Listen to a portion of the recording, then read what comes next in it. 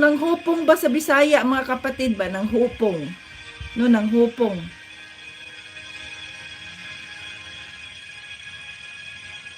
Jesus name. Ano nang nangyari sa'yo, Sharon? In the name of Jesus, na-overpatig ka siguro, Sharon. I declare healing sa katawan ni Sharon at sa lahat ng sino pa mang nandito sa live na nakikinig. Lord God, Holy Spirit, I declare your healing touch right now in the name of Jesus and by the blood of Jesus. Hallelujah. Thank you, Lord. Ikaw ang aming kagalingan, Panginoong Jesus. Ikaw ang magpapagaling, Lord Jesus, sa lahat ng aming mga sakit. Oh, hallelujah. In the name of Jesus and by the blood of Jesus. Thank you, Lord God Almighty. Amen. Kaya nga ako kagabi, mga kapatid, di na ako naka-live. Oy, dahil pagod na ako. Wala nang live pag Sabado ng umaga, wala nang live, pahinga na si Tita Bits niya. Hindi nga ako nakagawa ng thumbnail kasi naantok na ako pagkatapos kung naisulat lahat yung binigay ko kay Sharon. Siya, ito yun siya, post mo na siya, ayan, tangkaso si Sharon. Ay, good na ako, kaya sabi ng Diyos, natulog ka na, gising ka na lang mambukas. Yes, Lord, ay matulog na ako eh. Oh, di masarap na, maganda na naman ang aking pakiramdam na natulog ako ng maaga. Ay mga kapatid, huwag nating abusuhin ang ating katawan, ha? Magpahinga. Pag sinabing magpahinga, pahinga, bahala na kayo diyan. Di ako manood sa inyong ano diyan, bahala kayo diyan. Kung hindi ako makapagpanood, basta wala akong magawa dahil kailangan kong magpahinga.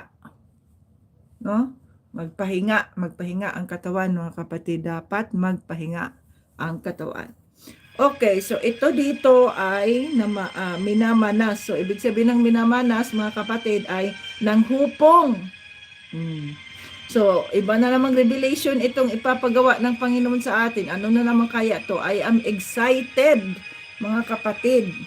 Kaya matuto tayo magpahinga sa ating mga katawan, ha? Huwag abusuhin. Okay. Early to bed, early to rise, yan talaga ang tama sa ating katawan. Ala, ito pala yung nag-reveal ang Panginoong Hesus ngayon. Nag-reveal ang Holy Spirit ngayon. O, namamanas. Kasi pag ang tao, mga kapatid, namamanas siya, nangangahulugan niya na there is something wrong in his internal organs pag namamanas tayo. Unang-una, ang dahilan ng pagkamanas, mamaya nire-reveal na ngayon ng Holy Spirit, babasahin muna natin ang kanyang mensahe, ha? Babasahin muna natin. Sabi dito sa 14:1-6. Isang araw ng pamamahinga, inaanyayahan si Jesus na kumain sa bahay ng isang pinuno ng mga Parisiyo. Minamanmanan siyang mabuti ng mga taong kumukontra sa kanya.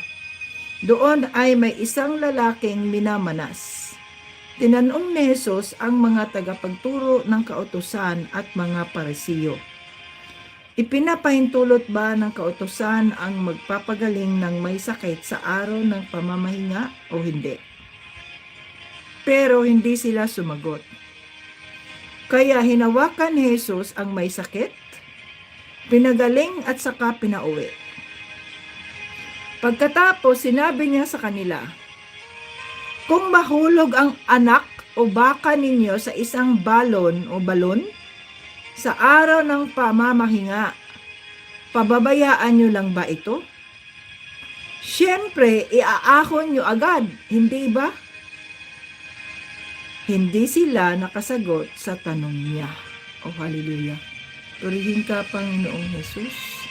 Salamat po sa iyong mga salita sa araw na ito, sa linggong ito.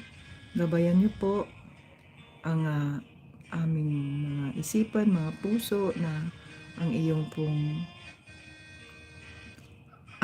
pong gusto ang masusunod. Itago mo po ang iyong lingkod sa krus ni Jesus, sa krus ni Jesus, nang sa ganun ay hindi po ako makikita, kundi ikaw, Panginoon Jesus, ang iyong pagmamahal, ang iyong pagalingan, Lord Jesus. Hallelujah. Maraming salamat po sa iyo lang lahat ng papuri at parangal sa pangalan ng iyong anak na si Jesus at ng banal na Espiritu. Amen. Oh, hallelujah, Jesus. Ayan.